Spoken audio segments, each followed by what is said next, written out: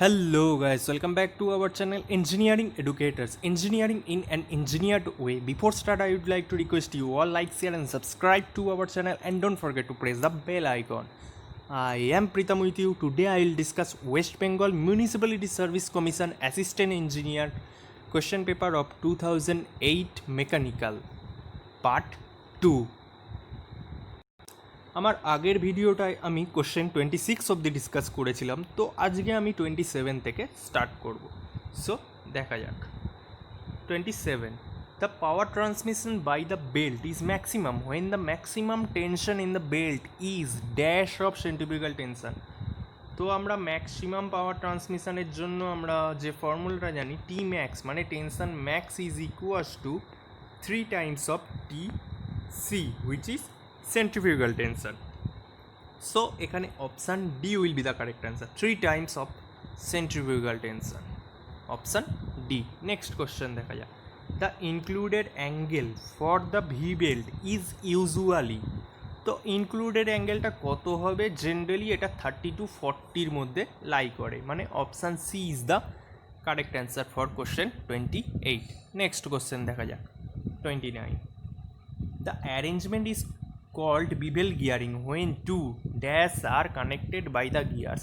এখানে অ্যাকচুয়ালি অ্যাক্সিসগুলো কেরাম হবে সেটা জানতে চাইছে অপশান থেকে, যেটা তোমরা দেখতে পাচ্ছ। তো দেখা যাক বিভেল গিয়ারিংয়ের অ্যারেঞ্জমেন্ট। তো that is a bevel gearing arrangement.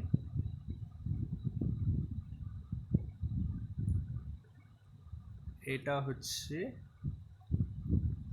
So এটা গিয়ার 1, এটা গিয়ার নাম্বার 2, এটার অ্যাক্সিসটা তোমরা দেখতে পাচ্ছ ভার্টিক্যাল অ্যান্ড এটার অ্যাক্সিসটা হচ্ছে হরাইজন্টাল। তো এটা ইন্টারসেক্টিং টাইপ অফ অ্যাক্সিস, আর এই পজিশনটা হচ্ছে মেটিং পজিশন যেখানে পাওয়ারটা ট্রান্সমিট হয়।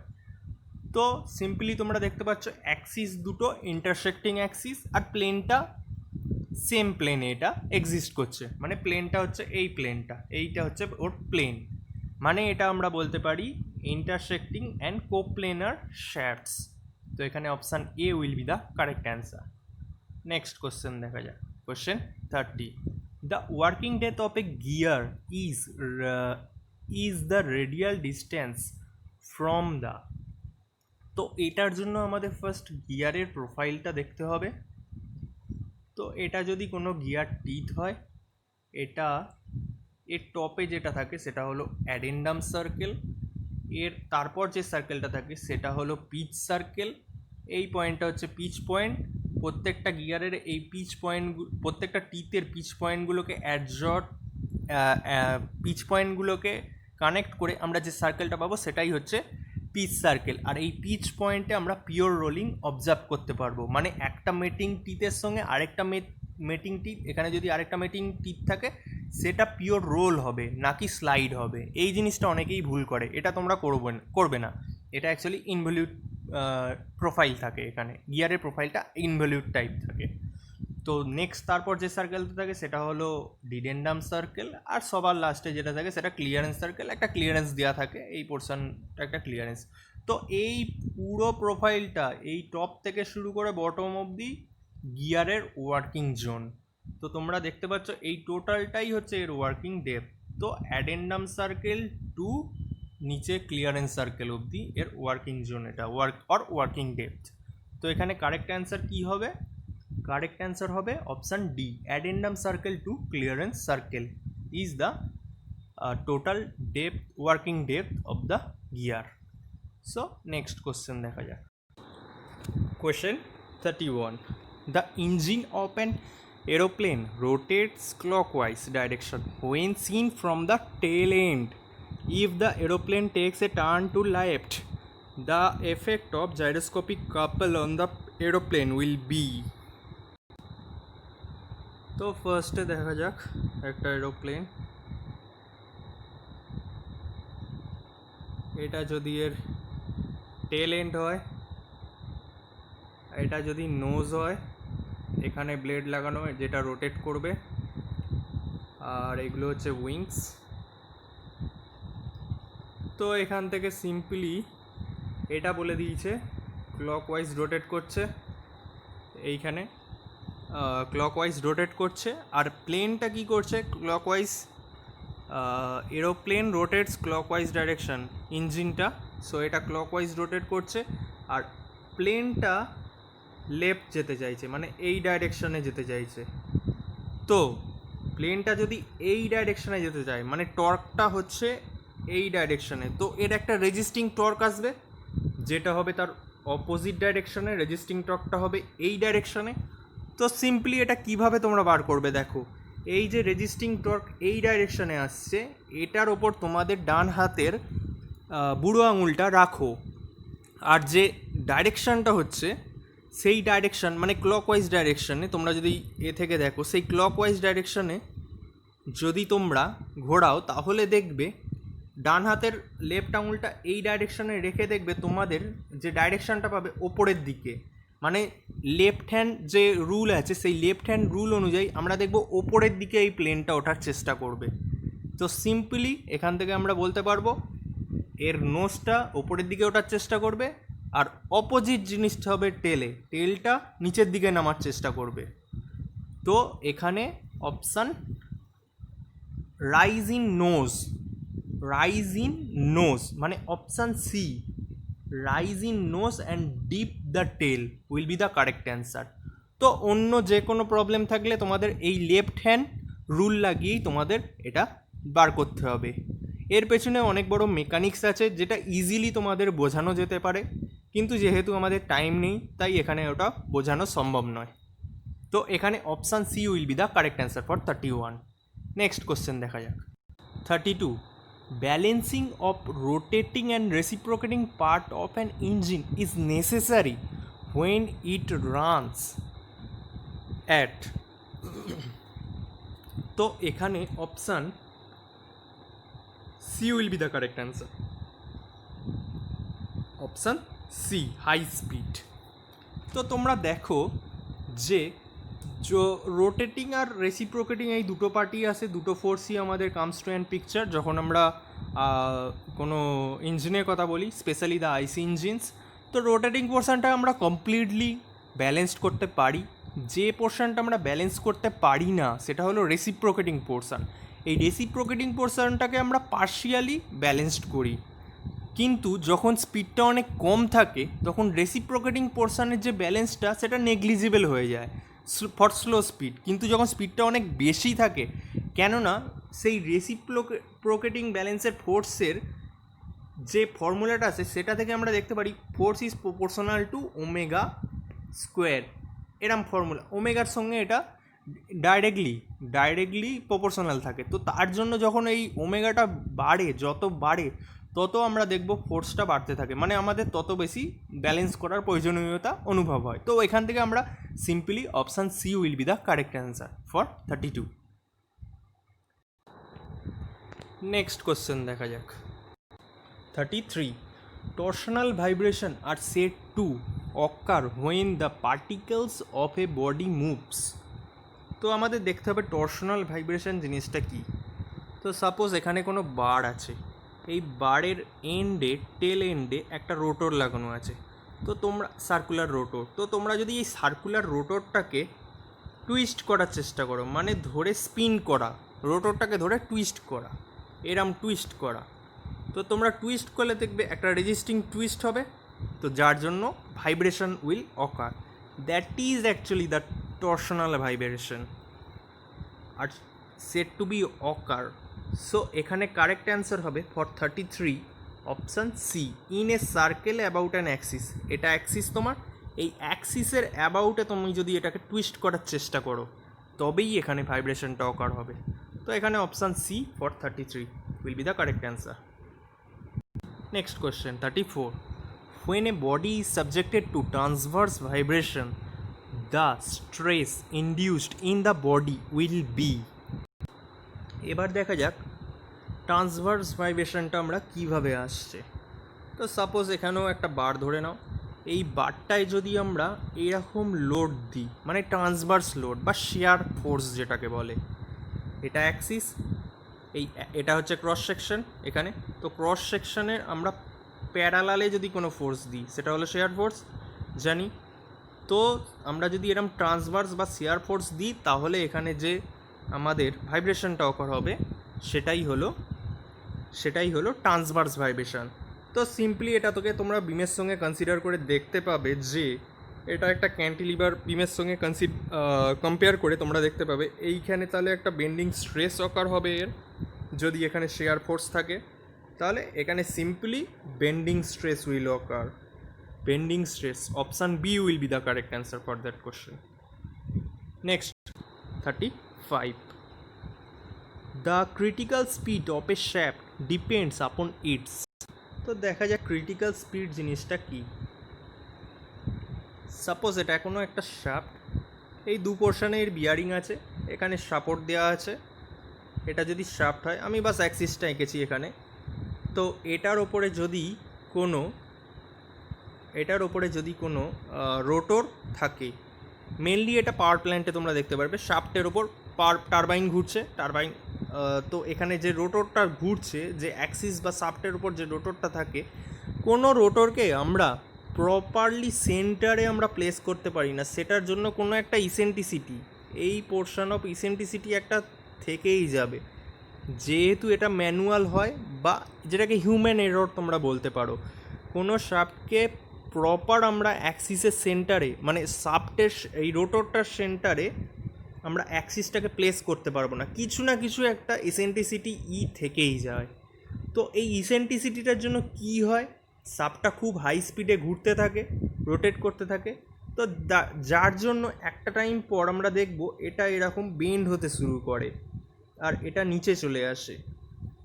তো এটা নিচে চলে আসে এখানটায়, যেহেতু একটা ইসেন্ট্রিসিটি আছে তার জন্য। তো আলটিমেটলি এটা, তো এই পুরোটাকে ক্যালকুলেট করে আমরা দেখতে পাবো যে ডিফ্লেকশনটা হয়, এই বেন্ডিংয়ের জন্য যে ডিফ্লেকশনটা হয়, সেই ডিফ্লেকশনটা is equals to e by where e is eccentricity omega n divide omega whole square -1। এই ফর্মুলাটা আমরা পাবো, ক্যালকুলেট করলে দেখতে পাবো। তো এখানে সিম্পলি দেখতে পাচ্ছ যে এবার যদি ওমেগা এনের সমান হয়ে যায়, ওমেগা এনটা হচ্ছে ন্যাচারাল ফ্রিকোয়েন্সি, ওমেগাটা হচ্ছে স্পিড অফ দ্য রোটর। তো ওমেগাটা যদি ওমেগা এনের সমান হয়ে যায় তাহলে তোমরা দেখতে পাচ্ছ এই ওয়াইটা মানে ডিফ্লেকশানটা ইনফিনিটি হয়ে যাবে, মানে এই তলার পোর্শনটা 0 হয়ে গেলেই ডিফ্লেকশানটা ইনফিনিটি হয়ে যাবে, মানে এই রোটরটা খুলে চলে যাবে, এই অ্যাক্সিসের মধ্যে আর থাকবে না। তো সেখানে একটা বড় সড়ো অ্যাক্সিডেন্ট হওয়ার সম্ভাবনা থেকে যায়। তো এই যে ইকুয়াল স্পিডটা হয়, omega is equals two omega N, এই স্পিডটাকে বলা হয় ক্রিটিক্যাল স্পিড। তো এই ক্রিটিক্যাল স্পিডের জন্য কি হয়, তো এই ক্রিটিক্যাল স্পিড তোমরা ফর্মুলা থেকে সিম্পলি দেখতে পাচ্ছ, এই ক্রিটিক্যাল স্পিডটা তাহলে, তো তোমরা সিম্পলি বলতে পারবে যে ক্রিটিক্যাল স্পিডটা actually option D, stiffness and eccentricity, এই দুটোর ওপর ডিপেন্ড করে। Stiffness and eccentricity, option D. তো নেক্সট দেখা যাক 36, the stress concentration is cause due to. তো স্ট্রেস কনসেন্ট্রেশনটা কি, স্ট্রেস কনসেন্ট্রেশনটা কিছু নয়, সিম্পলি যদি এটা কোনো ক্যান্টিলিভার বিম হয়, এখানে যদি কোনো লোড ডাব্লিউ কাজ করে, তো যেখানে যে লোকেশানে আমাদের স্ট্রেসটা ম্যাক্সিমাম জেনারেট হয়, এটা মেনলি এখানে জেনারেট হবে maximum stress at the fixed ten. তো এই পোর্শনে আমাদের এই লোকেশানটাকে আমরা বলবো স্ট্রেস কনসেন্ট্রেশন জোন। তো এটাকেই বলা হয় অ্যাকচুয়ালি স্ট্রেস কনসেন্ট্রেশন জোন। তো এখানে দেখা যাচ্ছে যে stress concentration is cause due to, so here for 36 is caused due to all of the above will be the correct answer. Variation in load acting on the member, হ্যাঁ, variation in properties of the material properties চেঞ্জের সঙ্গে এই স্ট্রেসটা change হবে। Abrupt change in cross section change হলে স্ট্রেসটা আমরা জানি স্ট্রেস চেঞ্জ করা যায়। তো এখানে all of the above is the correct answer. Next question 37, stress concentration factor is defined as the ratio of. তো এই ফ্যাক্টরটাকে আমরা maximum stress to nominal stress, option C দ্বারা ডিনোট করি। তো নেক্সট কোয়েশ্চেন দেখা যাক 38, in order to avoid tearing of a plate at an edge, the distance from the center line of the rivet hole to the nearest edge of the plate should not be less than. তো দেখা যাক, suppose এটা কোনো plate আছে, তো এই প্লেটের বিভিন্ন এরকম রিভেট জয়েন্ট করা হয়েছে। এইটা হচ্ছে টপ ভিউ, প্লেটের টপ ভিউ, এগুলো হচ্ছে রিভেট জয়েন্ট, এই প্রত্যেকটা হলো রিভেট জয়েন্ট।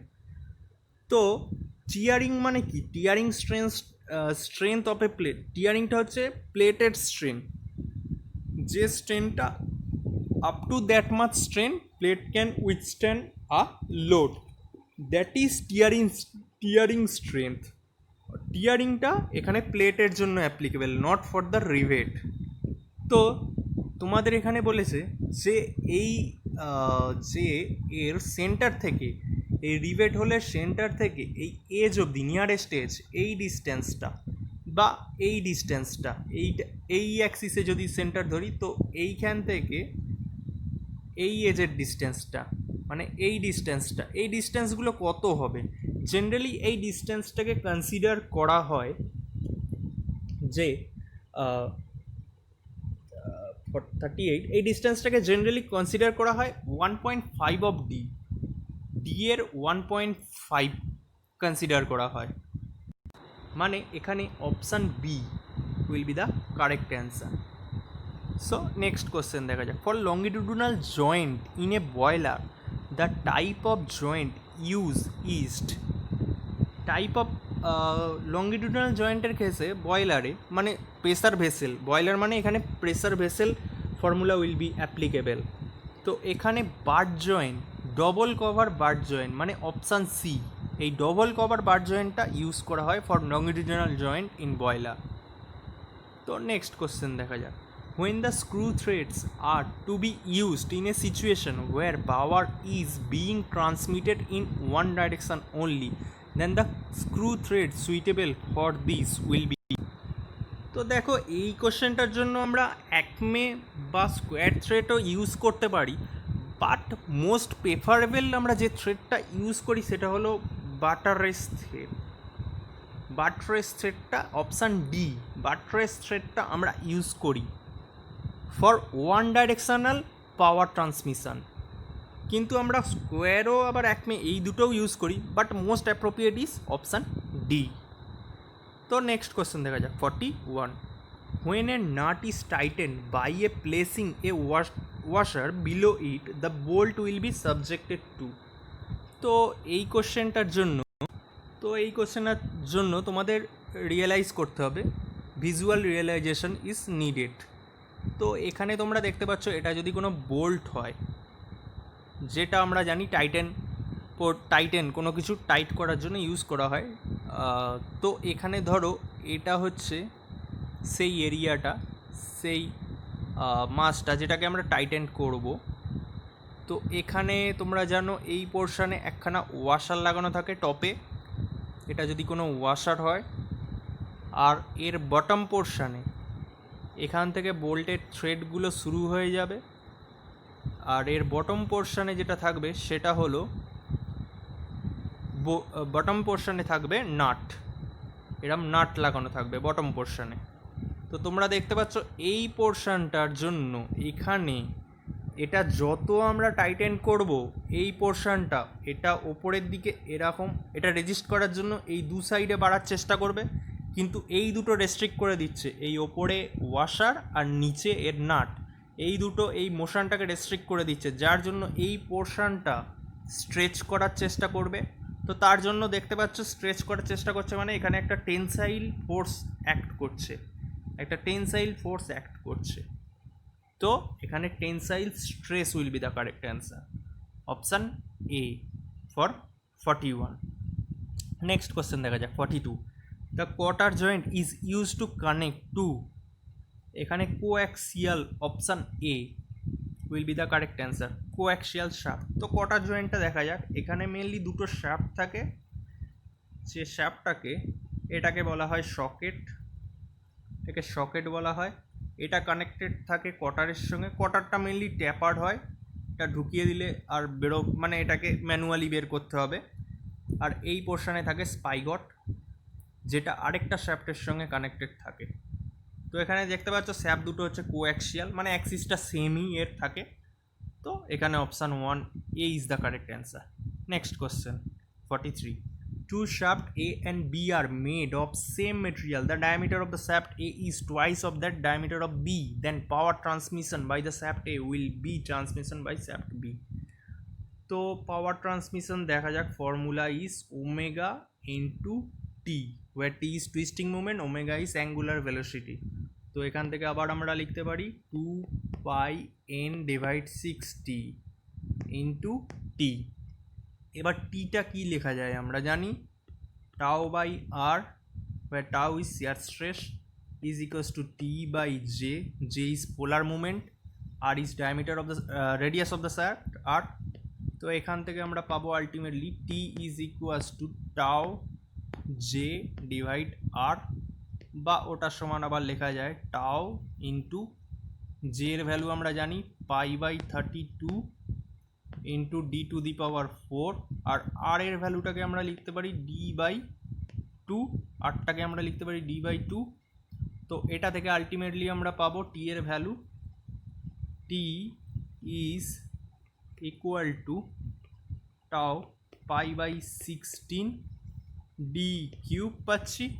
তো এখান থেকে সিম্পলি দেখতে পাচ্ছ এই টি এতে এই টি এর ভ্যালুটা পুট করলে তো আমরা দেখতে পাচ্ছি পাওয়ারটা d³ ডি এর কিউব টাইমস এর প্রপোর্শনাল হবে। তো পাওয়ারটা হচ্ছে প্রপোর্শনাল টু d³, এটা আমরা ফর্মুলা পাচ্ছি। তো এখান থেকে আমরা জাস্ট পুট করব পাওয়ার অফ এ, দেখা যাক power of shaft A divide power of shaft P আমাদের বলেছে, তো যেটা সমান আমরা জানি d³ ফর এ, মানে ডায়ামিটার অফ এ এর cube divide diameter of B এর কিউব। তো ডায়ামিটার অফ এ এর কিউবটাকেই বলেছে twice of diameter of B, so cube divide diameter of B cube, which is equals to 8. So it's 8 time of power of B. So here option C is the correct answer. Next question দেখা যাক, the usual proportional of the width of a key is, যেখানে ডিটা হচ্ছে diameter of the shaft or diameter of the hole or half। তো 44 এর জন্য option C, এগুলো consideration, এগুলো ধরে নেওয়া হয়, its width is W is equals to d/4 হবে, এখানে option C is the correct answer. Next question দেখা যাক, the idler pulley is used for, idler পুল্লিটাকে মেনলি আমরা ইউজ করি for application of tension, option B will be the correct answer. So দেখা যাক কীভাবে। তো সাপোজ এই দুটো যদি কোনো পুল্লি হয়, পুল্লি আমরা জানি মেনলি পাওয়ার ট্রান্সমিশন করতে ইউজ করা হয়, পুল্লি একটা পুল্লি থেকে অন্য, যেটা ট্রান্সমিশনটা করে বেল্ট। তো এই বেল্টে পাওয়ার ট্রান্সমিশনটা প্রপার হয় না, যেহেতু মাঝে মাঝে বেল্টটা লুজ হয়ে যায়, তো তার জন্য আমাদের পাওয়ার ল্যাক করতে থাকে। তো বেল্টটাকে টাইট করার জন্য আমরা একটা আইডলার পুল্লি দেওয়া হয় এখানে, সেই আইডলার পুল্লিটার কাজ হলো এই টেনশনটাকে মেনটেন করা। তো আইডলার পুল্লিটা কাজ করে as a application of tension, option B. Next question 46, the type of brake commonly used in motor car is a, it's a internal expanding brake. তোমরা যদি কোনোদিন অবজার্ভ করে থাকো কারেতে, তো তোমরা দেখবে কারের যে হুইলের ওপর যে ব্রেকটা থাকে সেটা ইন্টারনালি থাকে, মানে বাইরের ওপর তোমরা ব্রেক অ্যাপ্লাই করতে পারবে না, এটা হচ্ছে ইন্টারনালি এক্সপ্যান্ড করে আমাদের হুইলটাকে রেস্ট পজিশানে নিয়ে আসে। তো এখানে option D for 46 is the correct answer. Next question দেখা যাক, the minimum number of tip on the pinion which will mesh with any gear without interference for 20 degree full depth involute। তো এই কোশ্চেনটার জন্য ফর 46 তো আমরা formula কী জানি, T minimum is equals to 2 into addendum of pinion divide sine square phi. তো এখানে standard অ্যাডেন্ডামটা আমরা জানি না, তো এখানে অ্যাডেন্ডামটা আমরা জানি না, তো এটাকে স্ট্যান্ডার্ড অ্যাডেন্ডাম ধরে নেবো। স্ট্যান্ডার্ড অ্যাডেন্ডাম কত? স্ট্যান্ডার্ড অ্যাডেন্ডাম হচ্ছে 1 divide sine square theta is given it's 20 degree, sorry phi is given it's 20 degree, 20 ডিগ্রিতে হচ্ছে প্রেসার অ্যাঙ্গেল। সো এটা ক্যালকুলেট করলে আমরা পেয়ে যাব it's almost T minimum will be equal to 17.09। তো এটাকে সবসময় তোমরা জানো টিটাকে আমরা ফ্র্যাকশানে নিতে পারি না, এটাকে একটা ইন্টিজার নম্বরে দিতে হবে। তো এটা nearest integer number is 18। So 18 is the correct answer. Option C will be the correct answer for 47। Next question দেখা যাক। 48. The helical gear, the distance parallel to the axis between similar faces adjacent to the teeth is called axial pitch বা circular pitch. এটাকে axial pitch বা circular pitch বলা হয়। Option D. তো এটা একটু ড্রয়িংটা একটু টাইম লাগবে যদিও। তো এরমভাবে তোমরা জানো এরম টিথ থাকে গিয়ারের ওপর। তো অ্যাকচুয়ালি এই ডিস্টেন্সটা বলেছে, তো এটা অ্যাক্সিয়াল পিচ বা সার্কুলার পিচ হবে। নেক্সট দেখা যাক 49. Steel containing 0.8 to 1.5% carbon is known as. তো এখানে আমরা জানি আয়রন কার্বন ডায়াগ্রাম থেকে যে আপ টু 2% কার্বন কন্টেন্ট থাকলে সেটাকে আমরা স্টিল হিসাবে ধরি। আবার সেই স্টিলেরও আবার তিনটে ভাগ আছে। ফার্স্ট হচ্ছে লো কার্বন স্টিল। লো কার্বন স্টিল কত থেকে কত হয়? বিলো 0.3% অফ কার্বন হলে সেটা low carbon steel. 0.3 to up to 0.6 হলে সেটাকে আমরা মিডিয়াম কার্বন স্টিল বলি। আর 0.6 to up to 2% of carbon content সেটা হচ্ছে হাই কার্বন স্টিল। কিন্তু এখানে আমরা দেখছি যে 0.6 তো দেয়নি, 0.8 দিয়েছে। 0.8 থেকে 1.5 এই রেঞ্জের মধ্যে এই স্টিলটাকে আমরা মেনলি হাই কার্বন স্টিলই বলে থাকি। তো এখানে option D will be the correct answer. আর 2%-এর ওপরে কার্বন কন্টেন্ট হয়ে গেলে সেটাকে আয়রন কার্বন ডায়াগ্রাম থেকে আমরা জানি সেটাকে আমরা বলি cast iron. So next question দেখা যাক। And final question for today, question 50. The steel alloy containing 36% nickel is called. এটাকে ইনভার বলা হয়। 36% নিকেল কন্টেন্ট থাকলে সেটাকে ইনভার বলা হয় সেই অ্যালয়টাকে। তো আজকে এই পর্যন্তই থাক। নেক্সট দিন আমি আবার একটা অন্য ভিডিওয় আরও কিছু কোশ্চেন কভার করব। তো তোমাদের কাছে রিকোয়েস্ট করছি তোমরা আগের ভিডিওটা ডেসক্রিপশান বক্সে পেয়ে যাবে। আর আমাদের চ্যানেলের মেকানিক্যাল রিলেটেড অন্য ভিডিও দেখার জন্য তোমরা আমাদের চ্যানেলের প্লেলিস্টে গিয়ে দেখতে পারো, বা ডেসক্রিপশান বক্সেও ভিডিওর প্লেলিস্ট ইজ গিভেন। তো ওখানে গিয়েও তোমরা দেখতে পারো। চ্যানেলটাকে সাবস্ক্রাইব করো, বেশি করে শেয়ার করো, অ্যান্ড অবশ্যই লাইক করো। কোনো ডাউট থাকলে অবশ্যই কমেন্ট সেকশানে সেটা জানাও। তো আজকে এই পর্যন্তই থাক। So thank you for today.